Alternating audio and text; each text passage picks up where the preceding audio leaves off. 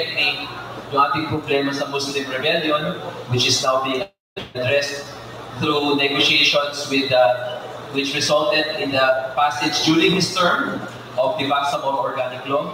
And there are continuing talks with the Moro National Liberation Front group of Loriswari.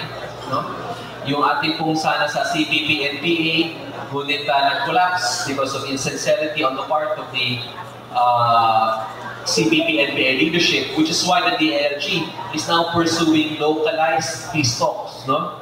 And we are at the forefront of this kasi po yung mga rebel returnees, kami po ang nagpo-proseso through the e-clip program.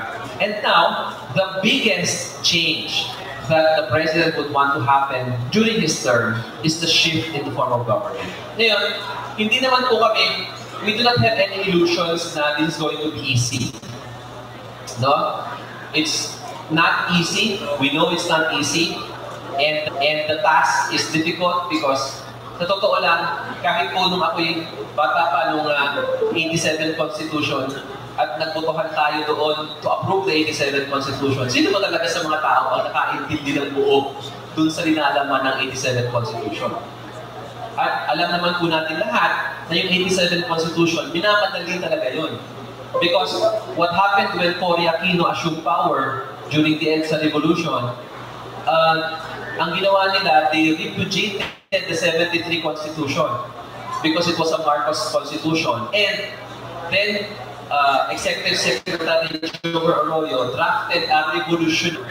And we were under a revolutionary government at the time. No? And itong short-lived revolutionary constitution, this was in effect habang ginagawa yung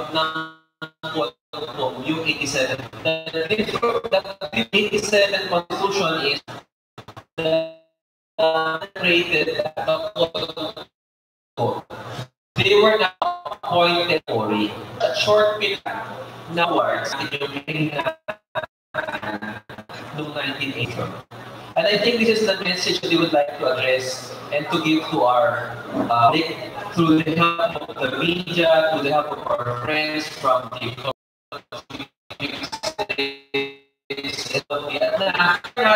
Constitution has no benefit ever. No, it has the 87 Constitution has allowed us to effectively our system under the Muslim regime and allow us to embrace democracy under Cory Aquino as president. So, natapos na namin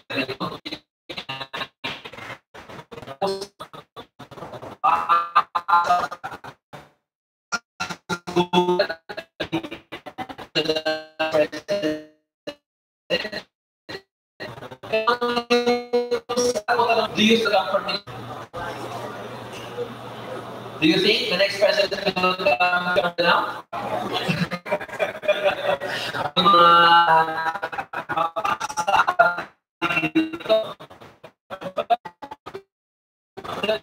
Is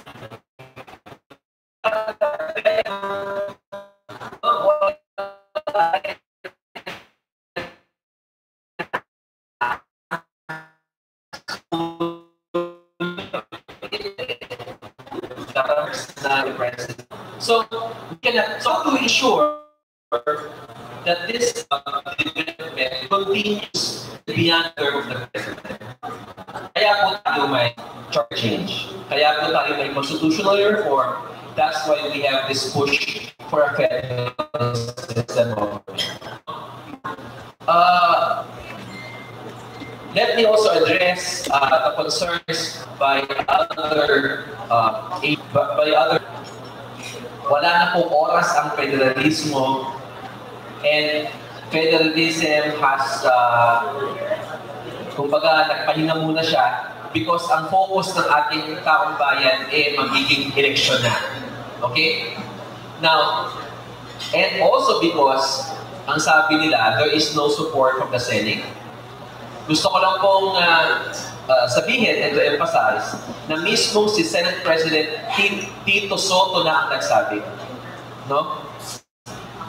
Sinabi niya to 2 weeks ago that the Senate has not abandoned the President's priority program. In fact, wala pa pong committee report na lumalabas sa Senado. Alam niyo naman po, di ba? Everything goes through a committee. At yung Committee on Constitutional Amendments, wala pa pong linalabas na committee report. If there is no committee report, wala ding formal ang Senado. Ibig po sabihin, the Senate is still open to this. How about the House? Dahil po nagpalit ang liderato ng House, naupo si dating Pangulong Gloria Macapagal-Arroyo, she is approaching this in a different track. Yung approach ni Speaker Alvarez at ni Speaker Arroyo ay iba. Yung approach ni Speaker Alvarez, I do not need all the senators there. Kahit dalawang senador lang mag-attend, pwede tayo mag-pause. Okay, that was the approach of Speaker Alvarez. Why? Because the Constitution says na Congress shall vote at hindi maliwanag doon kung jointly or separately. At ang interpretasyon ni Speaker Alvarez and many legal luminaries agree, if the Constitution itself does not provide a distinction, then it must be jointly. At yan po yung ayaw ng mga senador. So what Speaker Gloria did was, she passed a resolution expressing the sense of the House na okay sa kanila yung separate voting. Yan po yung hinihingi ng Senado. Okay? Will this lead to progress insofar as the CONAS is concerned? Abangan po natin. What does this really mean? It only means that the fight for federalism is alive in both houses of Congress. Okay? Kahit po si Senator Soto, siya na mismo nagsabi na hindi po maliwanag ang posisyon ng mga senador sa issue ito. Okay? Before, paano mabisi na sila sa pangampanya, no? At hindi na mapagbigyan ng panahon ang CONAS sa panahong ito. Then the battle shifts to the elections. Next year is the midterm elections. We will elect 12 new senators. Okay? So if the Filipino people are really supportive of the President's call for a shift in the system government, then if 12 senators all are pro-federal, that means show the Senate. Okay? Pag nagbago na po ang composition ng Senate, and definitely the House will support charter change in the next Congress, aarangkada na po ito next year. Okay? So those are I'm just sharing this to you. Siguro, I'm sure tatanungin nyo naman ako later on. So sagutin ko na, those are the possible two scenarios.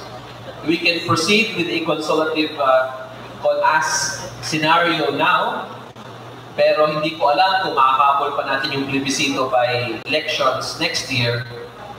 Kung hindi man matuloy ang CONAS this year, definitely, if we have a substantial number of pro-federal senators elected in the midterm elections next year, that will change the composition of the Senate and federalism may proceed. Now, will that mean that it's going to be CONAS? Probably, but it can also be CONCON or a constitutional convention.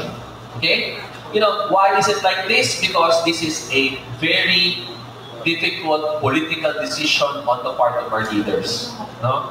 This is going to be a shift in the form of government. May mga nagsasabi na mas maganda daw na mag-CONCON na lang para bawat distrito at probinsya ay represented in a CONCON.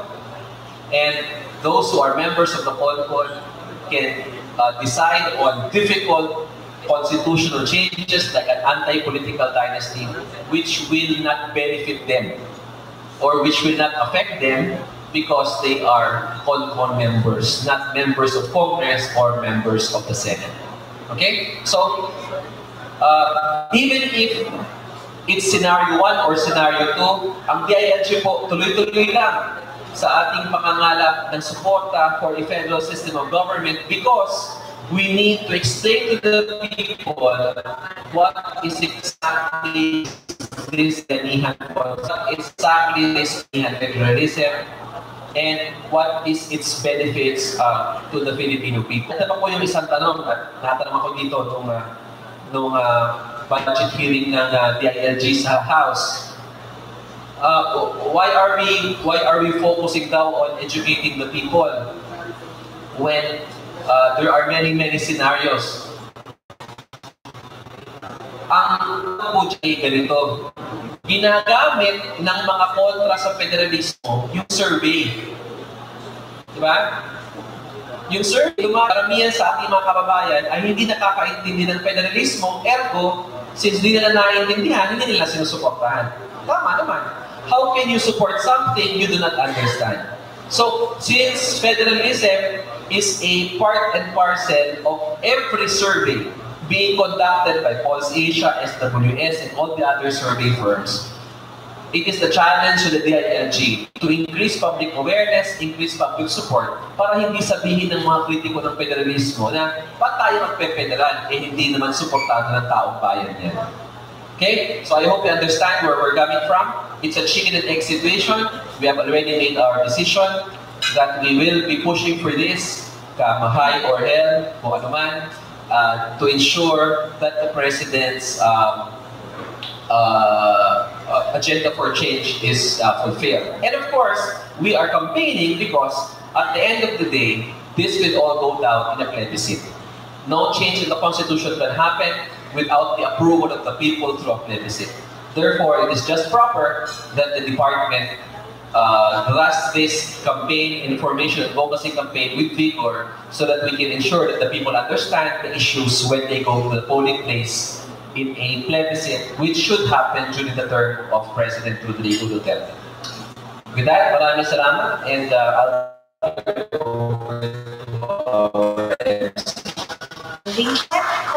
now we open the floor to the open forum for the question from our media. By the way, I would like to acknowledge we have here the News FM, Marian Radio, we have DSI Radio Pilipinas, Gold Star Daily, Professional Star, Super Balita, Eagle News Network 5, 102.5 Brigada News, Radio Limuan, Shane. Also, of course, we have Broadcom and we have the SK Federal, and we have PBS, CBN, and GMA. So, our first question will come from our friend from Radio Pilipinas, Sir Boy Medina. Good morning, Commissioner